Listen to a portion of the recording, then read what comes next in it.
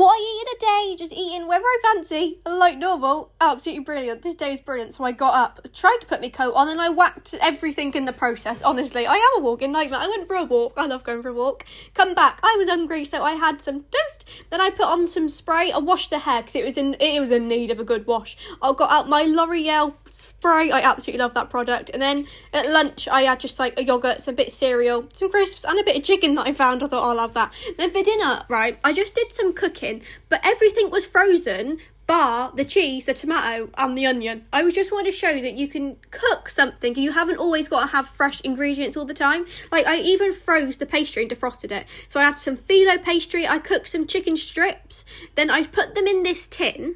And I just made up some different, like, flavourings, like, fill-ins, if you like. So I softened some purple onion, everybody. I can't see how that's red.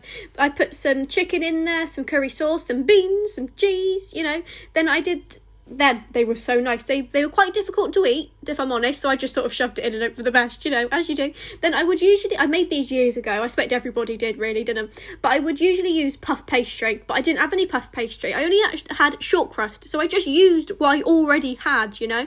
I even did some curry ones. I put chicken, curry sauce and onion in it. So it was almost like a curry. And I'm still quite chuffed with that. They might not look the best, but I must say they were so nice. It's quite nice for like a picky tea, but you've made it, and half of it was already frozen, you know? It was actually so nice. I took a bite of this one, right, and I burnt my poor lip. It was that bite, honestly. You can see how hot it was. My poor little lip, but that didn't stop me going, did it? I still carried on eating.